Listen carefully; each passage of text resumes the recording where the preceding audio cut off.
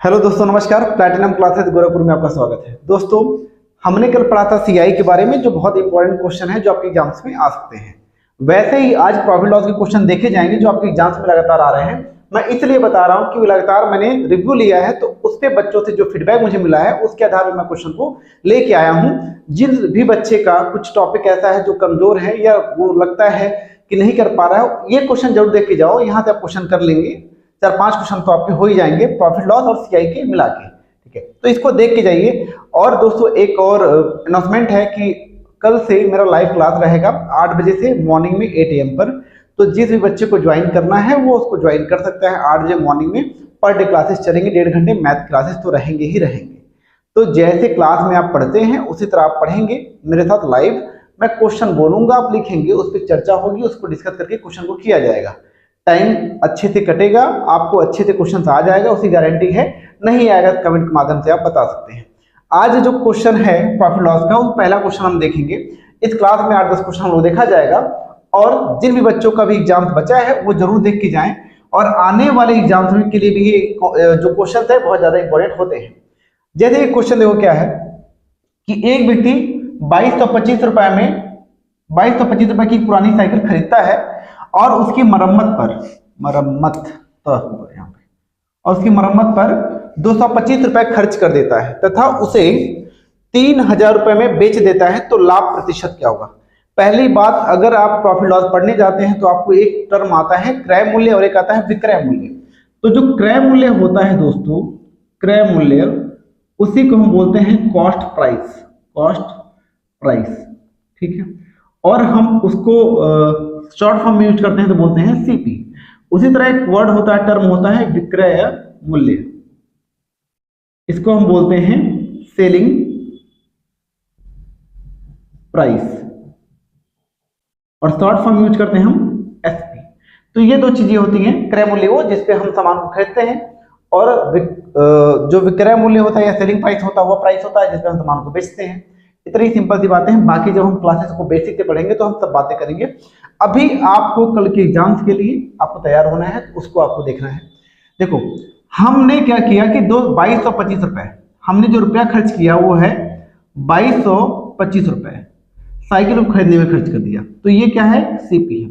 लेकिन अब जब उसको खरीद कर लाए होंगे अपने पास घर पे, तो आपने 225 रुपए मरम्मत पर भी खर्च कर दिया, तो वो भी 225 रुपए कहाँ कौन पे कर रहा है, वो आप ही पर पे कर रहे हैं। तो ये आपकी सीपी में क्या हो जाएगा, ऐड हो जाएगा। तो जो टोटल सीपी होगा आपका वो हो जाएगा 0542 2450 रुपए। ये जो टोटल सीपी हो जाएगा आपका कितना हो जाएगा, 2450 रुपए। अब 2450 की साइकिल हो गई, ठीक है। और आपको बेचना कितने में है, इसको आप बेच रहे हैं 3000 रुपए में। क्लियर है। अब अगर 2450 की साइकिल को 3000 रुपए में बेचा जाए तो जनरल टर्म निकल के आएगा, आपको फायदा कितना हो रहा है, 550 रुपए का।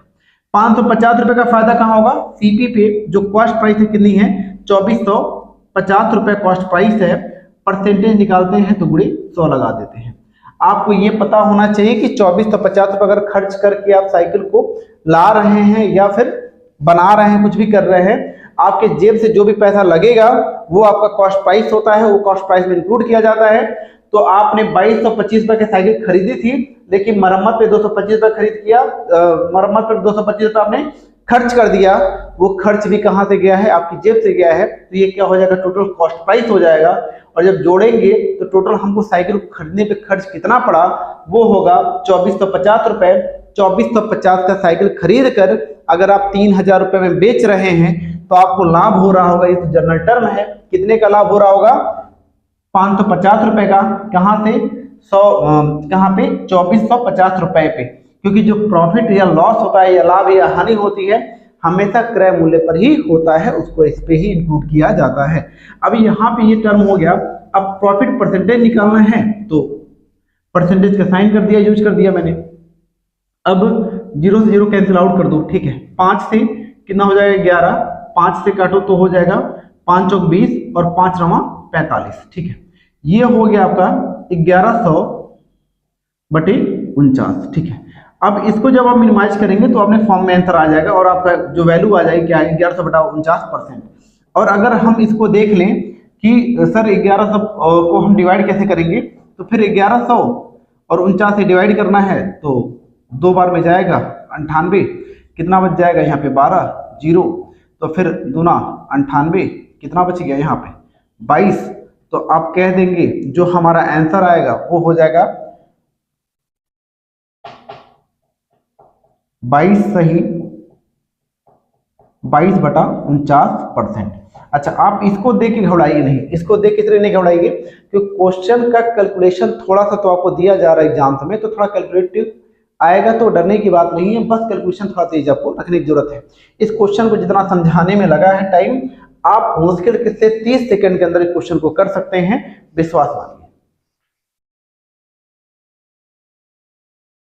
जो नेक्स्ट क्वेश्चन है, 10 संतरों का लागत मूल्य 12 संतरों के विक्रय मूल्य के बराबर है, तो लाभ अथवा हानि प्रतिशत क्या होगा। मैं जो भी क्वेश्चन करा रहा हूं वो किसी ना किसी शिफ्ट में ऐसे क्वेश्चन आए हैं, उसी क्वेश्चन को कराया जा रहा है और लगातार वो पैटर्न को फॉलो भी किया जा रहा है। तो आप इसको देख के जाइए, सिंपल है, 10 संतरों का लागत मूल्य, तो 10 वस्तुओं का कॉस्ट प्राइस बराबर है 12 वस्तुओं के सेलिंग प्राइस के। ऐसे आप लिख लो, जो क्वेश्चन का उसे पैटर्न के हिसाब से आप बना लीजिए। अभी यहां से अगर हम कहते हैं सीपी अपॉन एसपी, तो सीपी यहाँ एसपी को आप इधर जब ट्रांसफर करेंगे तो डिवाइड के फॉर्म में चला जाएगा, तो सीपी अपॉन एसपी हो जाएगा।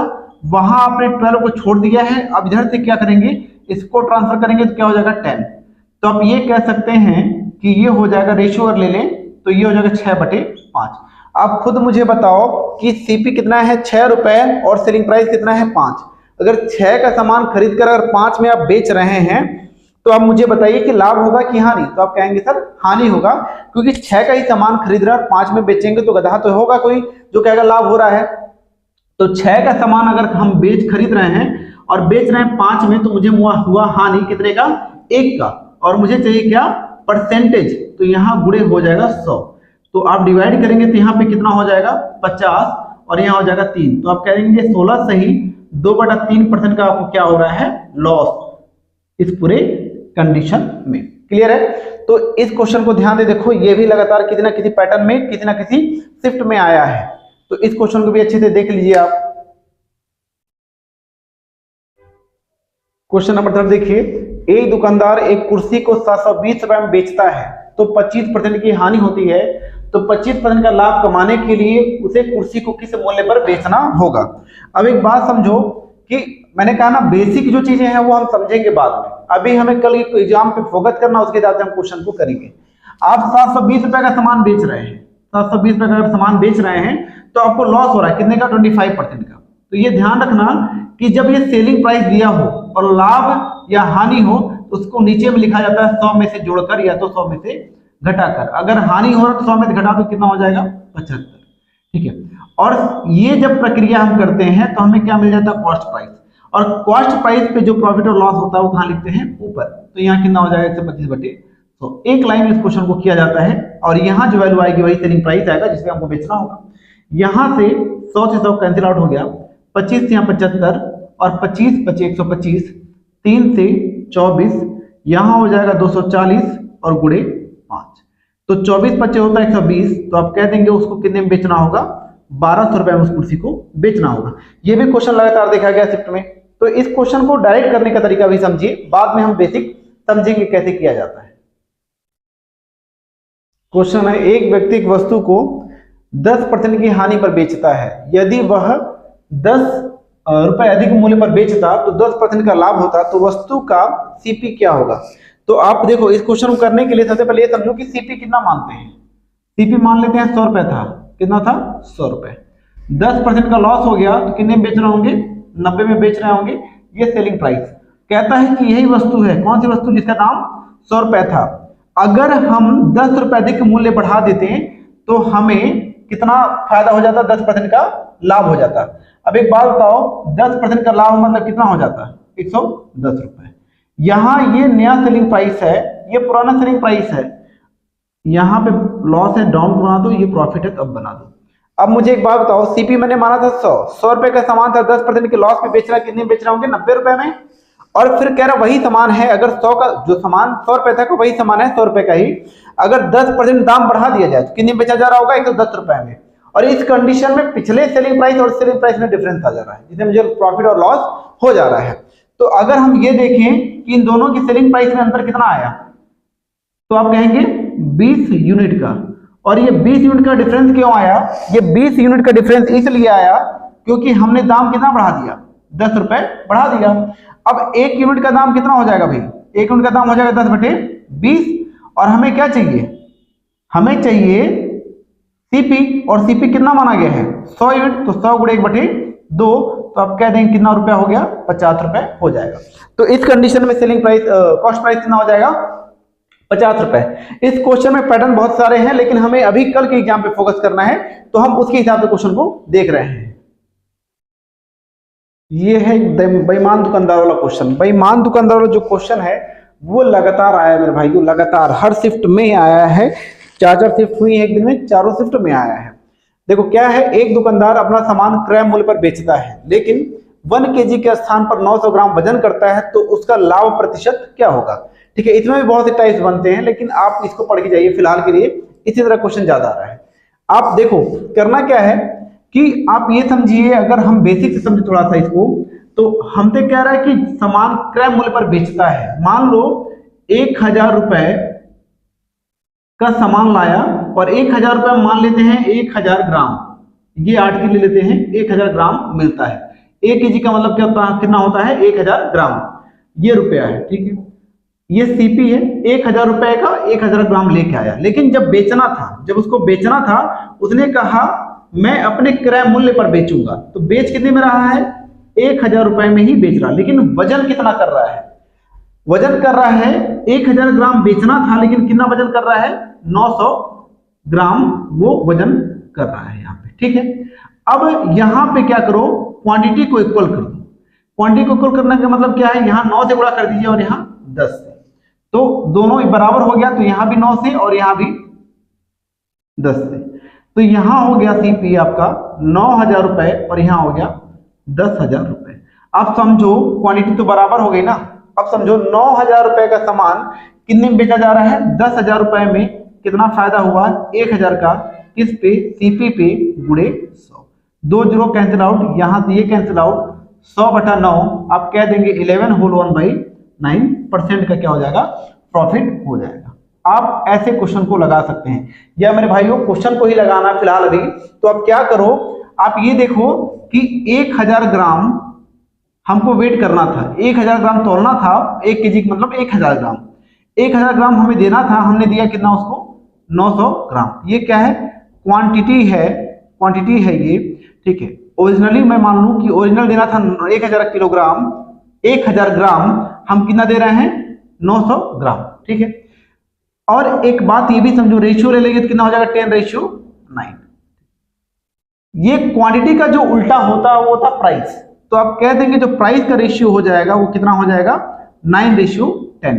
अब समझो 9 का सामान हम 10 में बेच रहे हैं, कितने का फायदा हुआ? 1 का। कहां से?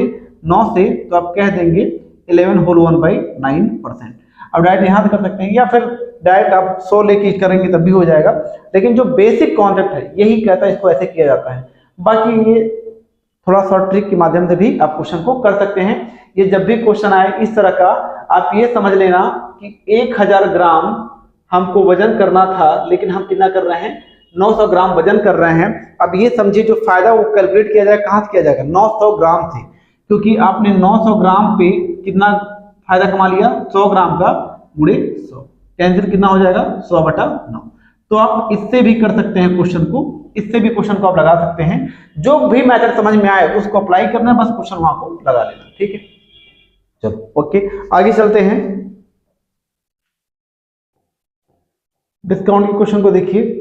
डिस्काउंट के क्वेश्चन तो बहुत ज्यादा आए हैं, बहुत ज्यादा डिस्काउंट पे, और इस समय ऐसे क्वेश्चन लगातार आ रहे हैं। जैसे देखो क्या है, 2 क्रमागत छूट 10% और 20% का एकल छूट क्या होगा? सिंपल सी पहली बात समझो कि एक फॉर्मूला होता है x + y - x × y upon 100। आप चाहें तो इस पे लगा लीजिए, ये 2 क्रमागत छूट का सिंगल डिस्काउंट का फॉर्मूला है। और डायरेक्ट ये फॉर्मूला भी आपसे कई बार पूछा गया है, तो आप चाहो तो इसे ही लगा लो कि 10 + 20 - 10 × 20 अपॉन 100, ठीक है। तो यहाँ पे कितना हो जाएगा? 30, और यहाँ हो जाएगा 2। तो आप कह देंगे 28% क्या हो जाएगा? सिंगल डिस्काउंट हो जाएगा। इसके अलावा आप फ्रैक्शन मेथड यूज कर सकते हैं। 10% को क्या लिख सकते हैं 1/10 और 20% को क्या लिख सकते हैं 1/5। ठीक है। अच्छा एक चीज और है दिमाग में आ गया है तो सुन लीजिए। डिस्काउंट जब भी हम बात करते हैं डिस्काउंट की बात होती है वो किस पे होती है अपने मार्क प्राइस पे होती है। कहां पे होती है अपने मार्क प्राइस। और मार्क प्राइस को हम बोलते हैं अंकित मूल्य। क्या बोलते हैं अंकित मूल्य। जैसे अगर हम कॉस्ट प्राइस की बात करते हैं या लाभ या हानि की बात करते हैं तो किस पे काउंट किया जाता है कॉस्ट प्राइस सॉरी लाभ और हानि हमारा काउंट किया जाता है कॉस्ट प्राइस पे। उसी तरह हमारा डिस्काउंट या छूट किस पे काउंट किया जाता है अंकित मूल्य पे या मार्क प्राइस पे। अब समझो इस कंडीशन में 10 रुपए का सामान हो गया ये क्या हो गया मार्क प्राइस ये हो गया एमपी ये भी क्या हो गया एमपी। 10 का सामान है 1 का डिस्काउंट दे दिया 5 का सामान है 1 का डिस्काउंट दे दिया। कैसे करोगे यार फॉर्मूला नहीं याद है तो 10 का सामान है आपने 1 का डिस्काउंट दिया कितने में बेचा होगा 9 में। 5 का सामान है 1 का डिस्काउंट दिया कितने में बेचा होगा 4 में। तो ये मार्क प्राइस है और ये सेलिंग प्राइस क्योंकि मार्क प्राइस पे डिस्काउंट देने के बाद क्या मिलता है सेलिंग प्राइस मिलता है। अब यहाँ पे देखो कि कितना हो गया 50 रुपए और यहाँ कितना हो गया 36 रुपए। 50 का सामान 36 में बेच रहे हैं आप 50 का सामान कितने में बेच रहे हैं 36 में। कितने का डिस्काउंट दिया 14 रुपए का। कहाँ पे 50 पे गुणे 100 50 गुना 100 और 14 गुना 28%। तो आप यहां से 1 हो 2 हो 3 हो 4 हो कैसे भी हो आप लगा सकते हैं। तो 2 3 3 भी डिस्काउंट पूछ रहा है 2 डिस्काउंट तो पूछ ही रहा है लेकिन 3 डिस्काउंट पूछ ले रहा है। जैसे 10% 20% और 25% का सिंगल डिस्काउंट क्या होगा 10% 20% और 30% का सिंगल डिस्काउंट क्या होगा। इस तरह के लगातार क्वेश्चन आए जा रहे हैं।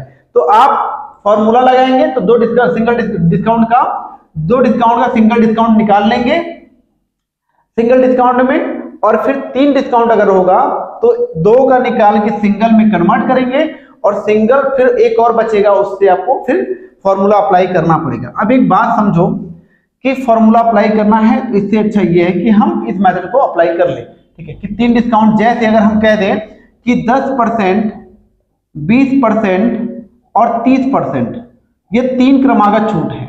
3 क्रमागत छूट को अगर सिंगल डिस्काउंट में कन्वर्ट करना चाहें तो कैसे कन्वर्ट होगा। अब मेरे दोस्तों ये समझो कि अगर हम 2 डिस्काउंट की बात किए तो हमने कहा कि फॉर्मूला अप्लाई कर लो आ जाएगा। तो तीसरा डिस्काउंट कैसे निकालेंगे उसका सिंगल डिस्काउंट कैसे निकलेगा। तो जब हम 3 डिस्काउंट को काउंट करेंगे तो एक सिंगल डिस्काउंट 2 डिस्काउंट को काउंट करेंगे तो एक सिंगल डिस्काउंट कितना आ रहा है 28%। तो 28% और एक क्या बचा 30%। फिर ये 2 डिस्काउंट बन गया ना। फिर इन दोनों डिस्काउंट का यूज कहां करोगे फॉर्मूले पे करोगे तो आपका 3 डिस्काउंट का आपका सिंगल डिस्काउंट निकलेगा। यदि हम ये सब नहीं करना चाहते हैं तो हम क्या करें कि डायरेक्ट हम 10% को लिख सकते हैं 1/10 20% को लिख सकते हैं 1/20 सॉरी 1/5 10% को लिख सकते हैं 1/10 20% को 1/5 और हमारा एक है 30% इसको क्या लिख देंगे 3/10। अब 10 का सामान है कितने में बेचा जा रहा है 1 के डिस्काउंट पे 9 में 5 का सामान 4 में और 10 का सामान कितने में 3 के डिस्काउंट पे तो कितने में 7 में। अब यहां से देख लीजिए 10 100 यहां पे हो गया 500 और यहां हो जाएगा 9 चौक 36 36 गुणे 7 7 छक्के 42 और 7 त्रिक 21 4 25 यहां हो गया 252।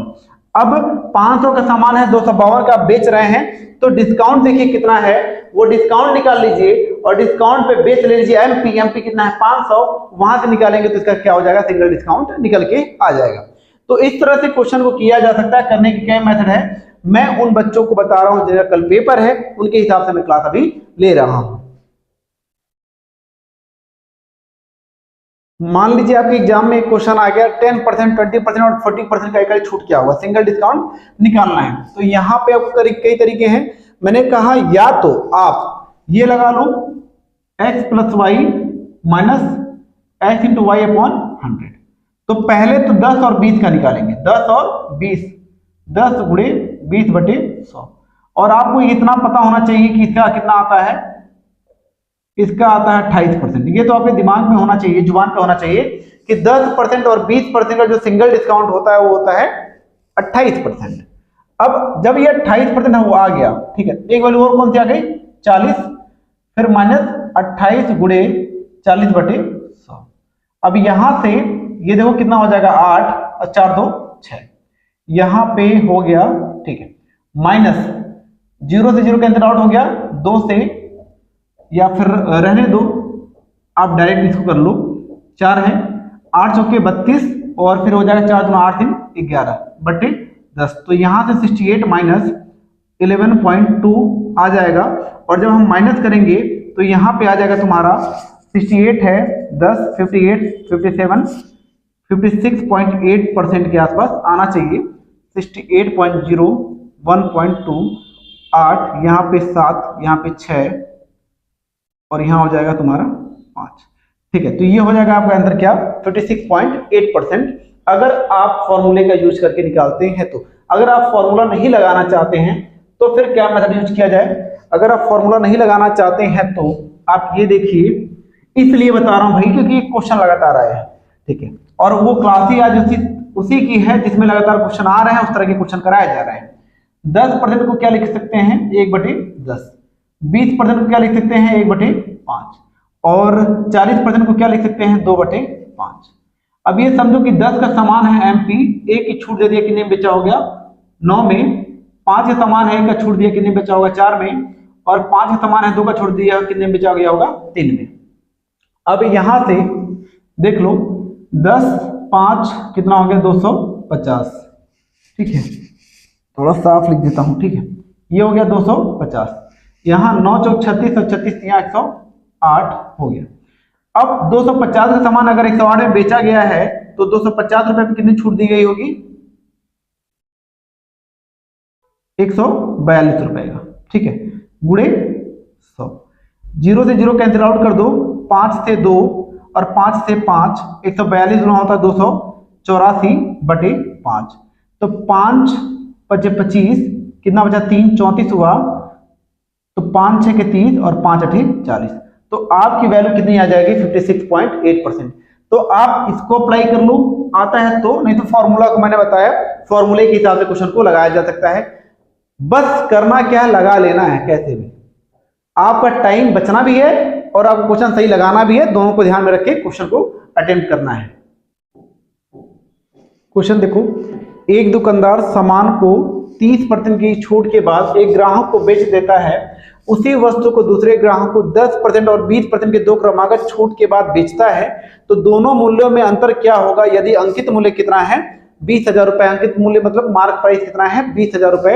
अच्छा, एक बात मैंने कहा कि आप अगर एग्जाम देने जा रहे हैं तो आपको ये पता होना चाहिए कि 10% और 20% के जो दो डिस्काउंट होते हैं उनका कितनी वैल्यू होती है, उसका होता है 28%। ठीक है, अब अगर इतनी बात आपको पता है, आपको इतना बात नहीं निकालना पड़ेगा, तो आपका टाइम तो बचा ही बचा है। एक बात समझो कि 30% यहाँ है सिंगल डिस्काउंट का, और एक दो डिस्काउंट का सिंगल डिस्काउंट कितना आ रहा है, 28% आ रहा है। तो दोनों जगह कितने परसेंट का अंतर हो गया, 2%। ये जो 2% का अंतर होगा वही उनके मूल्यों में अंतर होगा दोनों जगह। तो आप कह सकते हैं कि सर जो 20,000 रुपए है और 20,000 का हम 2% निकाल लें तो हमें ये पता चल जाएगा कि दोनों जगह के मूल्यों में अंतर कितना होगा, 400 रुपए का। डायरेक्ट कर लोगे। और अगर नहीं पता है, इन दोनों का डिस्काउंट आपको नहीं पता है, तो सिंगल डिस्काउंट में निकालने का फॉर्मूला आपको पता है, पैटर्न पता है, उसको निकाल के इससे कंपेयर कर लेना, जो भी डिफरेंस होगा उसी डिफरेंस का परसेंटेज निकाल देना रुपए में, आपकी वैल्यू आ जाएगी। क्योंकि यही 2% का जो अंतर आ रहा है यही उनके मूल्यों में अंतर क्रिएट करेगा। समझ में आई बात? आप आज समझिए क्वेश्चन को, फिर देखा जाएगा बेसिक के हिसाब से कैसे किया जाता है। अभी आप कल के एग्जाम पे फोकस करिए। तो इसको क्वेश्चन को ऐसे कर सकते हैं। और नहीं समझ में आ रहा तो ऐसे समझो कि 20,000 रुपए का सामान है, ठीक है, इस पे आपने एक सिंगल डिस्काउंट दिया 30% का, मतलब 30% का डिस्काउंट दिया तो कितने में बेचा होगा, 70% में। 7 गुना कितना हो गया, 1400 रुपए। यहाँ पे ये आ गया सेलिंग प्राइस। अब यही सामान है, मूल्य कितना है, 20,000 रुपए। एक डिस्काउंट है 10%, तो कितने में बेचा होगा, 90/100 में। और दूसरा डिस्काउंट है 20%, तो कितने में बेचा होगा, 80/100 में। 2 जीरो यहाँ, 2 जीरो ये कैंसिल आउट, ये और ये कैंसिल आउट। 9 8 72, 72 दूना 144, कितना हो गया, 14,400 रुपए में। यहां सामान बेच रहे हो 14,000 होगा, यहां सामान बेच रहे हो 14,000 रुपए में, और यहां बेच रहे हैं 14,400 रुपए में। दोनों जगह मूल्य में अंतर कितना आ गया, आप कह देंगे सर 400 रुपए का अंतर आ गया। लेकिन इतना लंबा करने की जरूरत नहीं है, क्योंकि हम जानते हैं तो शॉर्ट तरीके से किया जा सकता है। ठीक है, ये भी क्वेश्चन लगातार आया है। देखो एक दुकानदार का मूल्य, एक दुकानदार, यह क्वेश्चन पढ़ोगे, एक दुकानदार अपनी वस्तु का मूल्य, अपनी वस्तु का मूल्य 12,000 रुपये अंकित करता है और दो क्रमागत छूट के बाद उसे 8,000 रुपये में बेच देता है। यदि पहली छूट 20% है तो दूसरी छूट क्या होगी, ये भी देख लो भैया। आज का जो पैटर्न है मैं बता दे रहा हूं कि इसी पे लगातार क्वेश्चन आए हैं, तो जिसका भी कल एग्जाम है मेरे भाई जरूर क्वेश्चन को देख के जाना, और यहाँ से क्वेश्चन मिलेंगे 110% मिलेंगे। अब ये बताओ कि ये एमपी कितना है, 12,000 रुपए, ठीक है। और डिस्काउंट दिया है, एक डिस्काउंट है 20% का, दूसरा डिस्काउंट हमको नहीं पता है, मैंने X% मान लिया, और फिर सामान को बेचा गया कितने में, 800 रुपए में, 8,000 रुपए में बेच दिया गया।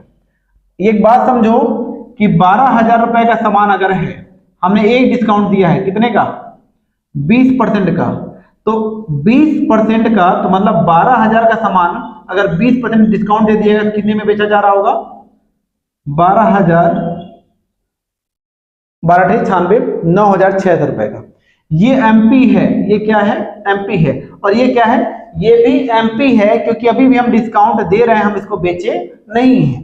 और इसके बाद एक और डिस्काउंट दिया जो X% है, और वो देने के बाद सामान कितने में बेच दिया गया, 8,000 रुपए में बेच दिया गया। अब मुझे एक बात बताओ कि यार 9600 रुपए का सामान 8,000 रुपए में बेच दिया गया, तो डिस्काउंट कितना दिया गया होगा, 1,600 रुपए का। और 1,600 रुपए का डिस्काउंट किस पे दिया जाएगा, एमपी पे। और इस कंडीशन में एमपी क्या है, इस कंडीशन में एमपी है 9600 रुपए, तो बेस पे क्या हो जाएगा, 9600 रुपए गुणे 100, 2 0 से 2 0 कैंसिल आउट हो गया, 16 से काटेंगे तो हो जाएगा 100/6, काटेंगे तो हो जाएगा 50/3, और डिवाइड करेंगे कितना हो जाएगा, 16 सही 2/3%। तो आप कह देंगे सर पहला डिस्काउंट तो 20% हमको पता है, और जो दूसरा डिस्काउंट होगा वो हो जाएगा 16 होल 2/3%। समझ में आई बात? अगर नहीं आई तब भी समझो, कल क्वेश्चन करके आना है, समझ गए। अब आगे देखते हैं अगले क्वेश्चन को।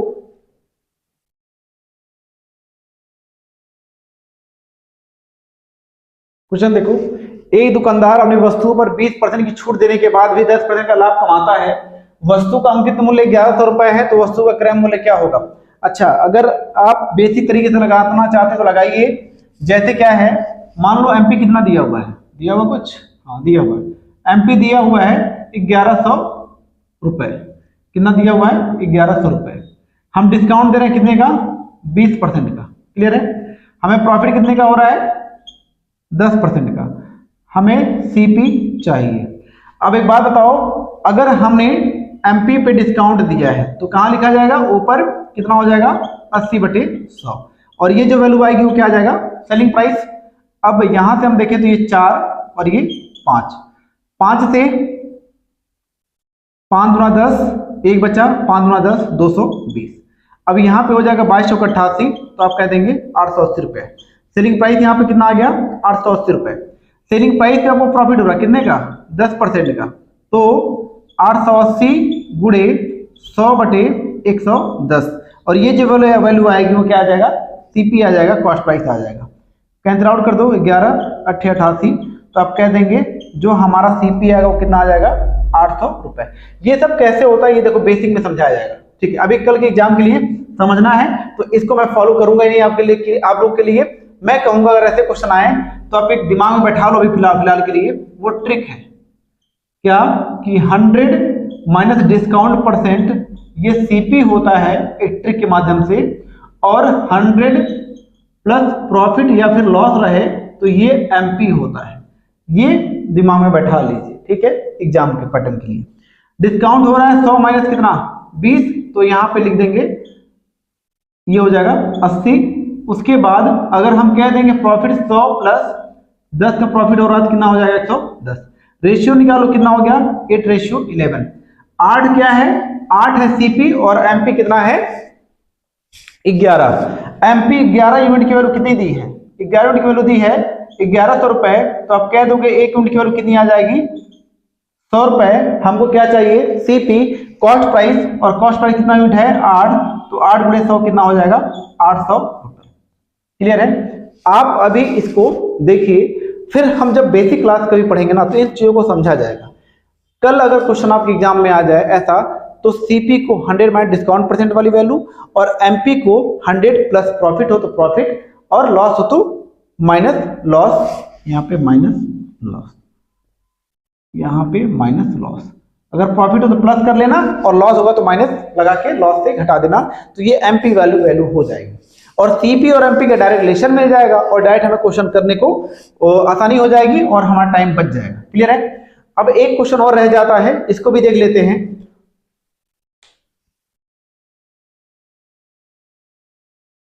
यदि प्रत्येक 1300 रुपए कीमत वाले 4 शर्ट की खरीद पर एक शर्ट मुफ्त पाने की पेशकश की जाती है, तो प्रत्येक शर्ट पर प्रभावी छूट क्या होगा। अब एक बात समझो, जब भी ऐसे क्वेश्चन आए तो आप ये देखिए, आपने खरीदने आप गए थे, कितना आपको 4 लेना था, लेकिन वो दुकानदार कितना दे रहा है, आपको एक फ्री दे रहा है, कितना दे रहा है 5। अगर हम इसको इसके पैसे के हिसाब से ना चले, अपने हिसाब से मान ले, हम मान लेते हैं एक शर्ट का जो दाम है, एक जो शर्ट का दाम है वो 100 रुपए है, ताकि कैलकुलेशन हमारा इजी है। एक शर्ट का दाम है 100 रुपए, ठीक है। आप तो 4 शर्ट का दाम कितना हो जाएगा 400 रुपए, और 5 शर्ट का दाम कितना हो जाएगा 500 रुपए। ये क्यों किया जा रहा है, देखो आपने 400 रुपए पे किया, ठीक है ना, आपने 4 शर्ट ही खरीदा, लेकिन एक मुफ्त मिला, मतलब अगर आपने 400 पे किया तो आपको 500 वाला सामान मिल गया। आप इससे सिंपल कह सकते हैं कि उसने 5 शर्ट आपको दिए, और एक शर्ट का दाम कितना है 100, तो उसने कितना दिया 500 रुपए का सामान दिया, और 500 का जो सामान दिया आपको कितने में दिया 400 रुपए में दिया। तो ये हो गया एमपी और ये हो गया सेलिंग प्राइस। 500 का सामान अगर 400 में मिल रहा है तो 500 पे आपको छूट कितना मिल गया 100 का परसेंट निकालना है गुणे 100, तो आप कह देंगे प्रभावी जो छूट होगी प्रत्येक पे कितना हो जाएगा 20% का। सिंपल समझो, फिर से समझो एक बार। 4 शर्ट लेने गए, आपको एक शर्ट फ्री मिल गया, ठीक है। तो मतलब ये है कि 5 शर्ट तो आपको पूरा मिला, दुकानदार ने बेचा कितना आपको 5 शर्ट। एक शर्ट का दाम अगर मान ले हम 100 रुपए, तो 5 शर्ट का दाम कितना हो गया 500 रुपए, लेकिन आपने पे कितना किया 4 शर्ट का ही दाम पे किया ना, तो 4 शर्ट का दाम कितना हो गया 400 रुपए। हम कह सकते हैं कि 500 का सामान था, आपको 400 मिल गया, डिस्काउंट कितना दे दिया 100 रुपए का। डिस्काउंट कहां दिया जाता है अपने मार्क प्राइस पे, और डिस्काउंट अगर मार्क प्राइस पे दिया जाता है तो 100/500 गुणे 100, आप कह देंगे कितना हो जाएगा 20%। अब कई ऐसे बच्चे होंगे कहेंगे नहीं भैया सर ऐसा जो दिया है उसके हिसाब से बताइए, तो जो दिया है उसके हिसाब से लल्ला करोगे तो कर लो, क्या दिक्कत है। अगर हम कह दे 1300 रुपए का एक शर्ट है और 4 शर्ट आप खरीदने गए, लेकिन एक मुफ्त मिल गया, आपको शर्ट कितना मिला 5, या दुकानदार ने आपको कितनी शर्ट बेची 5 शर्ट बेची। एक शर्ट का दाम कितना है 1300 रुपए, कितना हो गया दाम 6500 रुपए, लेकिन आप तो 4 ही शर्ट लेने गए थे ना, तो 4 शर्ट का दाम कितना हो गया 5200 रुपए। आप ये बताओ 6500 का सामान था, आपको कितने में मिला 5200 में, तो 6500 पे अगर 5200 की छूट मिली तो कितना छूट मिला 1300 का गुणे 100, 0 से 0, 13 से 5, 5 से 20, तब भी आप कह देंगे कितना हो जाएगा 20%। तो आपकी मर्जी है, आप कैलकुलेशन लंबा करिए या छोटा करिए, टाइम बचाइए या बर्बाद करिए, आपके ऊपर डिपेंड करता है। आप इन सभी क्वेश्चन को देख के जाइए, 100% आपको यहाँ से लाभ मिलेगा, आपको जरूर बेनिफिट मिलेगा। आप कल क्वेश्चन अच्छे से करके आएंगे, और जो भी नए स्टूडेंट हैं जो उनको आगे तैयारी करनी है वो कल मॉर्निंग से 8 बजे से मेरी क्लास को ऑनलाइन ज्वाइन कर सकते हैं। वहां सारे डाउट को देखा जाएगा और नए चैप्टर को बेसिक तरीके से पढ़ा भी जाएगा, जैसे क्लास में पढ़ा जाता है। क्वेश्चन को बोल के आपको लिखना होगा, सोल्यूशन मैं यहाँ पे कराऊंगा। ऑल द बेस्ट, फिर मिलते हैं कल रिव्यू के दौरान, हम मिलेंगे दोबारा लाइव क्लास के बाद। मैं रिव्यू के लिए भी जाऊंगा, रिव्यू के बाद हम आपसे फिर से बात करेंगे। तब तक के लिए सभी छात्रों को जिनका पेपर है ऑल द बेस्ट। चैनल को प्लीज सब्सक्राइब कर दें, शेयर कर दें और लाइक कर देंगे। थैंक यू दोस्तों।